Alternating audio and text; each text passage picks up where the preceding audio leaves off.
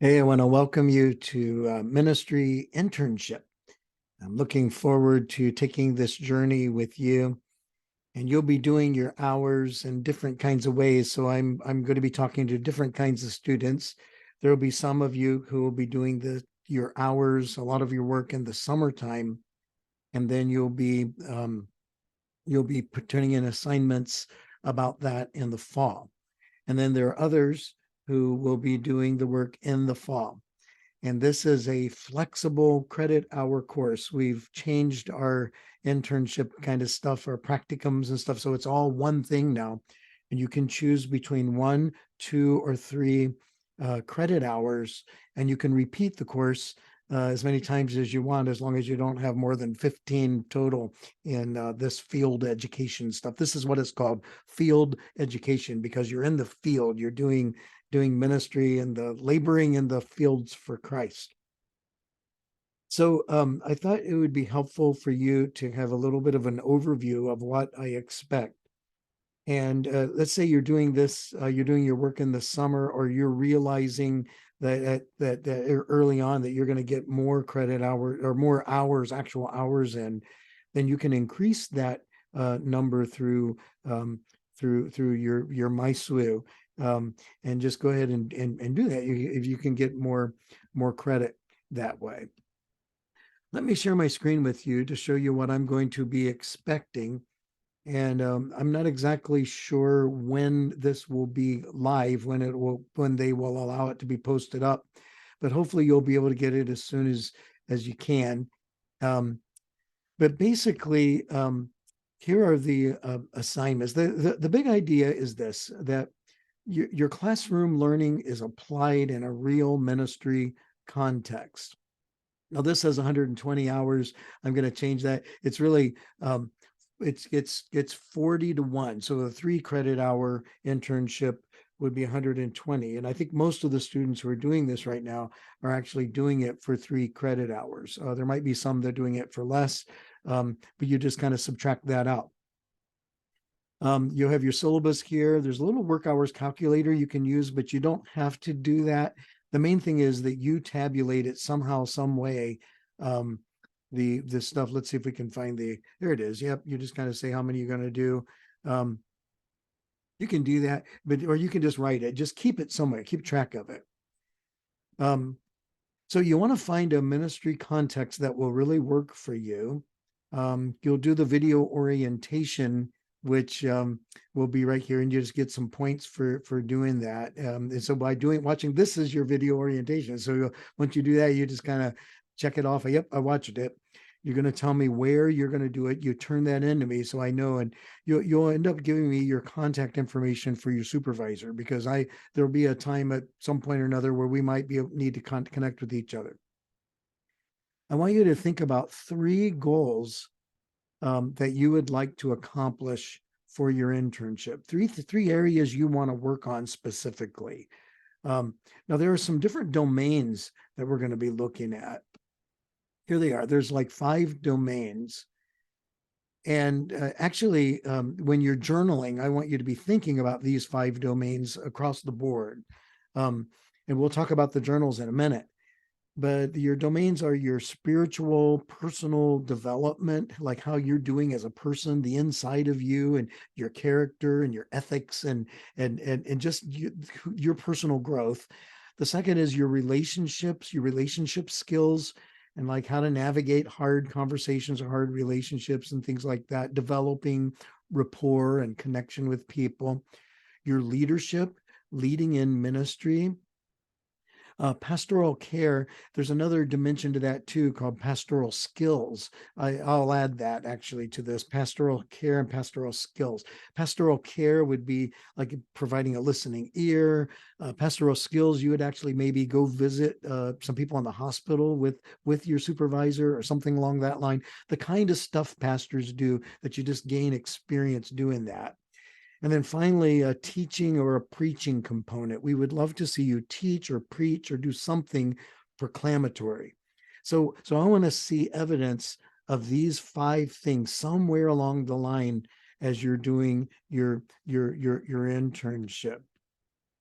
So as you think about these things, think what are three specific areas, the three specific goals that you would like to develop. Like, let's say that you struggle with delegating, or you struggle with saying no to things. Maybe that's what I'm gonna learn how to say no, and I'm gonna learn how to delegate something.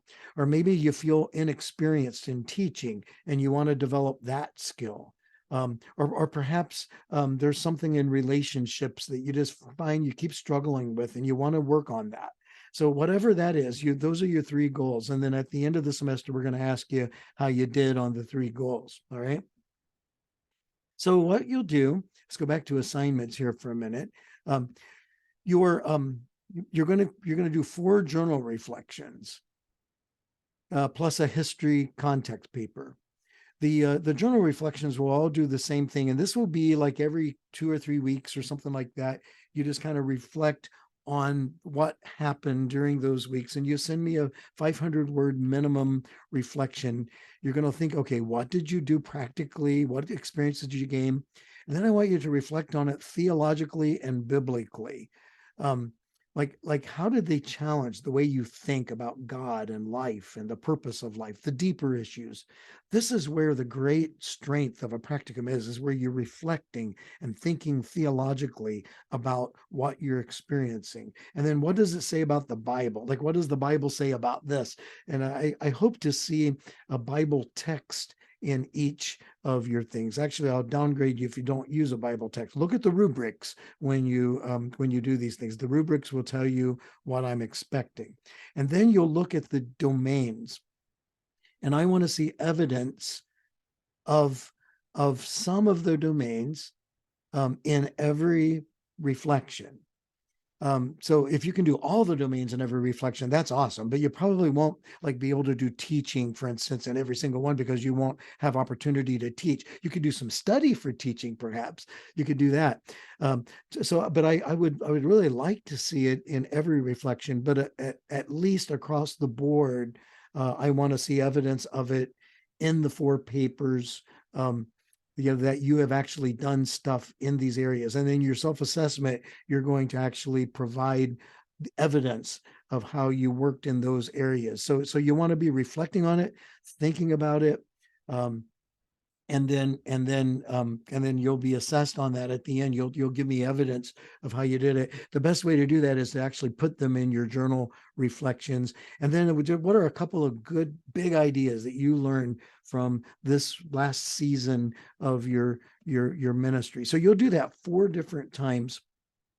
You'll also do a history context of whatever the ministry is that you're doing. So if you're at a church, you say, okay, how did this church get started? Who started it? Why did they start it? When they started? What are some of the big stories? What's the big story of this ministry? Now, if it's a parachurch or a camp, if you're doing summer ministry teams, if you're doing summer ministry teams, you could actually do it one of 2 ways. You could say, how did summer ministry teams even get started at Southern Wesleyan University? You could do a history of Southern Wesleyan University, or you could pick a specific camp. If you go to several different camps, you could pick one of the camps and do a deep dive into that particular camp. So there's different ways to do this. But if you're in a church, then look at that specific church as much as you can. Try to understand the history behind it. So back to the camp people, whenever I preach at a camp, I do a study of the background of the camp, and that usually informs some of the stuff that I actually preach at the camp. And then one question you want to ask is, in light of its beginning, what are the organizational foundational values, and how are those values being expressed today? Sometimes in a church, they have founding values, but then they move away from them and they're not being expressed very well today. And that's the problem with the church. Or you could say that's the reason why they do this and this and this, because this was in their DNA from the very beginning. So you'll do your history context paper. I'm gonna have your coach, or you need to tell your coach this, that with your coach, you need to come up with about 10 hours of reading or listening or viewing. Now, when I say listening or viewing, I'm talking about podcasts or videos. 10 hours of reading, 25 pages equals about an hour. And so it'd be 250 pages if you want to do it that way. And so what we're looking for are like what are some things that you can develop? And it's thinking about those 5 domains. Is there an area in your goals that you want to do? Are there some things that you could read and you can hone to develop yourself in those areas? And so that's what the reading is all about. Not all readers are leaders, but all leaders are readers. And so, again, these days, podcasting and video is a form of reading. So I'll take that. But you want to be robust in this, and you're going to tell me at the end what you did and how you did it, and then you'll be graded on that. All right. But this is with your coach, your ministry supervisor on the ground, to help you figure out what it is that you should read or watch or listen to. So there's those things at the end of the thing. You'll be evaluated by your ministry coach, and they will evaluate you on a few things. There's a form right here, and I'll need you to give that to your coach. Now, when I say coach, I'm talking about the supervisor on the ground. All right, so I use that term interchangeably. So you have your name. So like, did you have a good work ethic? Do you have good attitude? You good? Did you show good leadership skills? Did you show resilience? Did you show any skills in public speaking? This is where the teaching component comes in. Did you do things in a timely way? Did you show good relationship skills? Did you see how the domains are showing up here?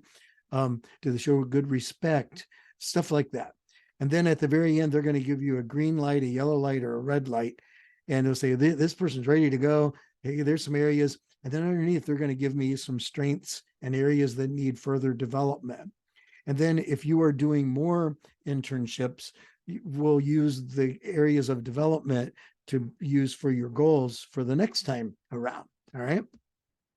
So there's that. And I think that's that. I think that we've covered pretty much everything. Yep, you'll turn in your hours. And again, it's 40 hours per credit hour. All right. So if you have any questions or anything like that, please reach out to me. I'm happy to help you. I want to see you win. I want to see you grow. I want to see you stretch. Don't take the easy route. Take the hard route. Yeah, that's how you know you're on the road to success. It's uphill all the way. And as you stretch and you grow, that's when you work your muscles, and then you'll be better equipped to go out into the world full time to be a minister of the gospel. God bless you.